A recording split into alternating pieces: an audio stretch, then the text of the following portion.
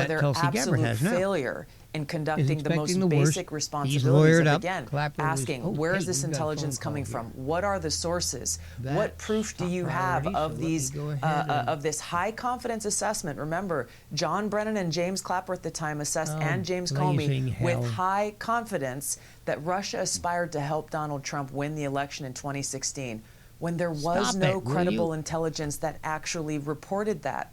Well, So President how in Obama is the very hell do I- careful. Maybe there, okay. You can hit stop as much as you want. I'm sorry.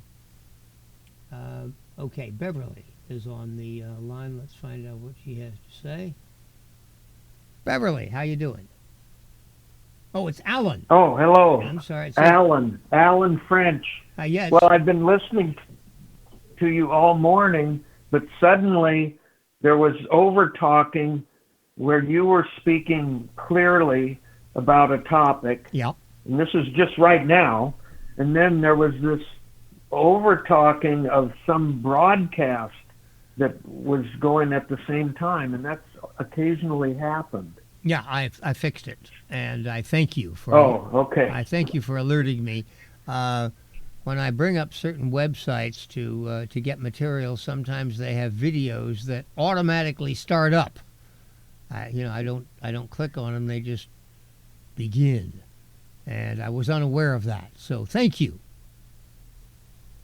Okay, well, I really enjoyed and appreciate what you've talked about. And Buck was a tough guy to discuss with, but you did a great job. Well, thank you. That's very kind of you. I'll let you get back to what you were telling us. Okay. I'm eager to hear about it. Thank you very much, Alan. Have a great day. Thank you. Okay, we're talking about, first we had Mo, now we have Larry, and that's James Clapper. He received talking points from staff on December 7, 2016. Foreign adversaries did not use cyber attacks on election infrastructure to alter the U.S. presidential election outcome. This is another thing that bothers me. It conflates two things. The allegation is not that Russia hacked the election and somehow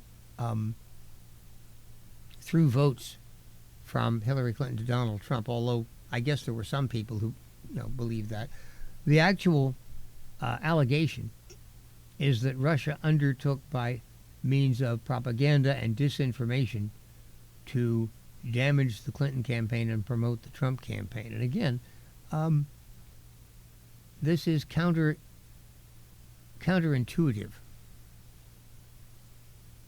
In what alternative world would Vladimir Putin have preferred Hillary Clinton or Donald Trump to Hillary Clinton?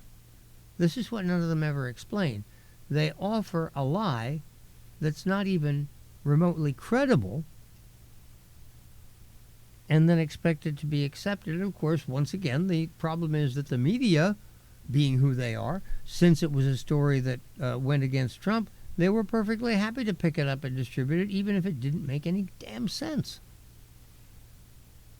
On December 9th, 2016, another report stated Russian and criminal actors did not impact recent U.S. elections by conducting malicious cyber activities against election infrastructure. The presidential daily brief was scheduled to be published on December 9th.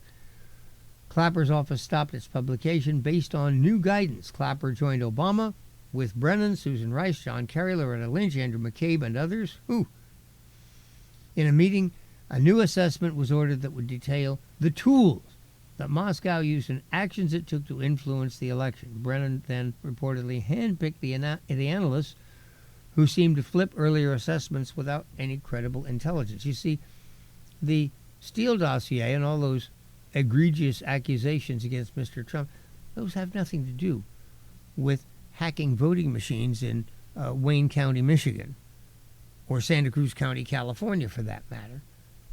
Totally different thing. Okay. In a 2018 interview with Harvard Gazette, Clapper continued to spread the false narrative, referring to the high-confidence judgment that Putin directly ordered the hacking and election interference. I think they actually influenced the outcome, he added. So the third, we've got Larry, Moe, and now Curly is James Comey, who was director of the FBI.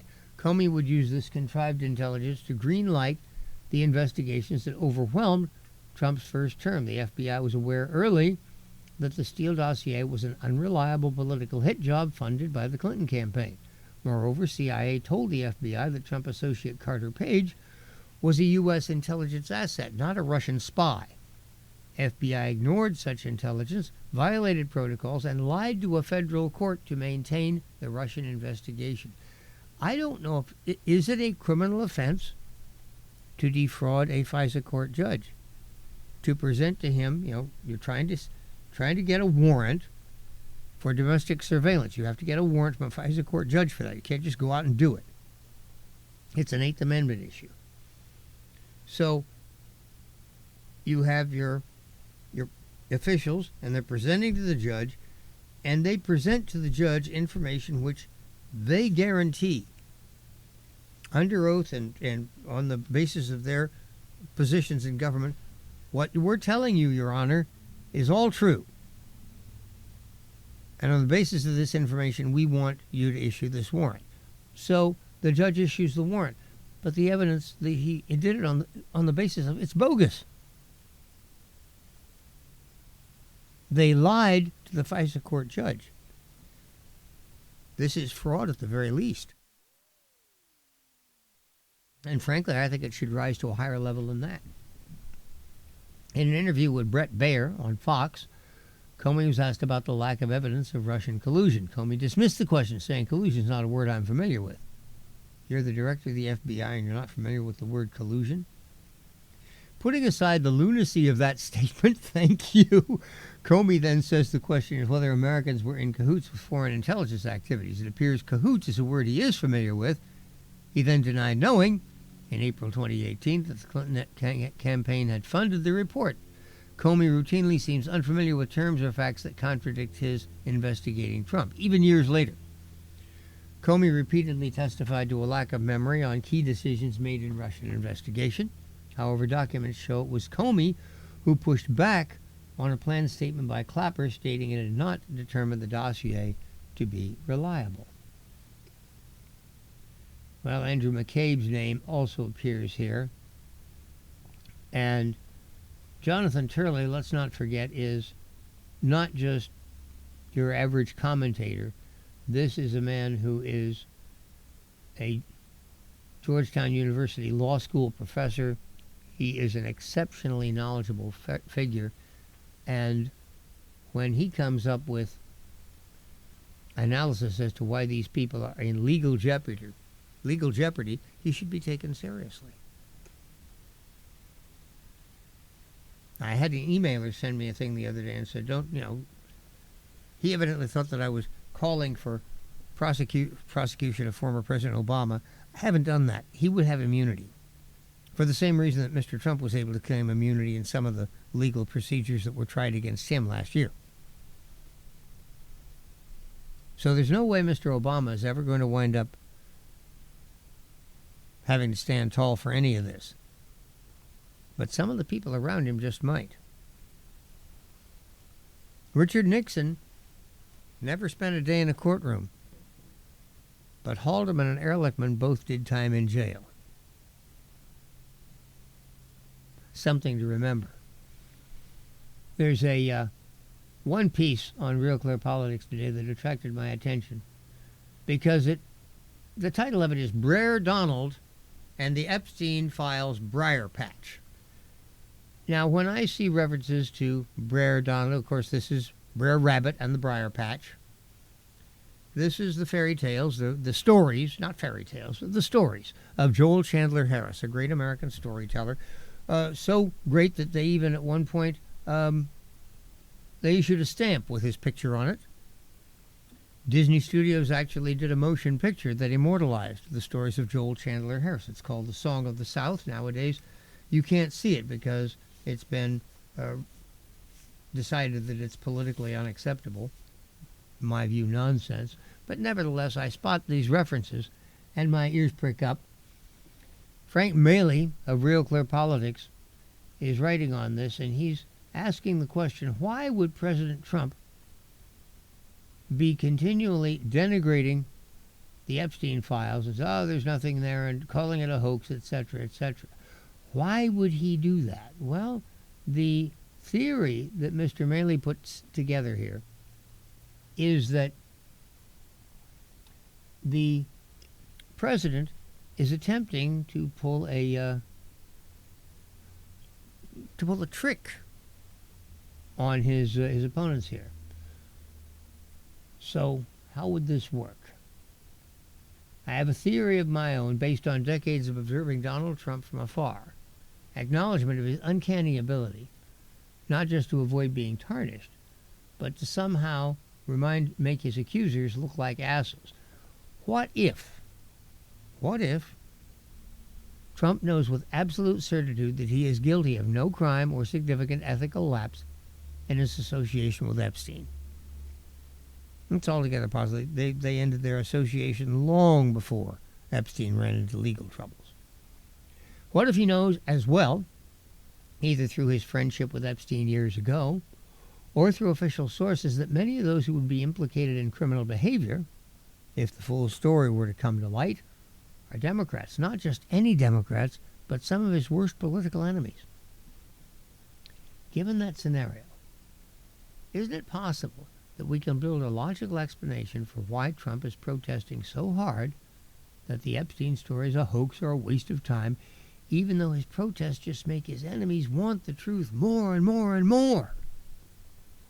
It's almost as though Trump is screaming at the press, not the Epstein files, anything but the Epstein files. You can have JFK or RFK, but please not the Epstein files. Remind you of another refrain? No, no, no, shoot me, hang me, eat me, but please don't throw me in the briar patch. And of course, that's exactly what Brer Rabbit wanted Brer Fox to do.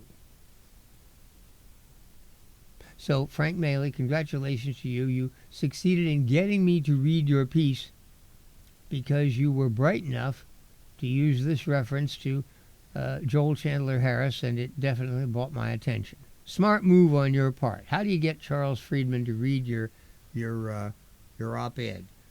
Put a reference or something in the title that buys his attention. Well, we've only got a few minutes left. Not enough to open a new topic now, but I'm reminded one of the things over the weekend. I come up with a number of things. I'll use some of these tomorrow. There's a piece here by Greg Ip, who writes on economic issues usually, but in this particular case he's writing on the possibility of depopulation of the planet Earth. And there's a graph here of population trends. And of course, we've talked on the program before, and obviously you've heard in other places as well. I assume that birth rates are falling all over the world. Even in places where birth rates have been historically high, sub-Saharan Africa, a place like that where you still have a lot of children because A, many of them don't live to adulthood, and B, each child there, instead of being an expensive thing that you have to pay to, instead it's more hands to do work. These are agrarian societies. More kids means more labor available. But even in those areas, birth rates are declining. And in the advanced world, birth rates have gone below, in some cases well below, the replacement rate of 2.1 children per woman. The question, how long will it be before the human race disappears? Take that, Paul Ehrlich. Maybe we'll talk about that tomorrow. Hey, it's noon. See you tomorrow at 9:06.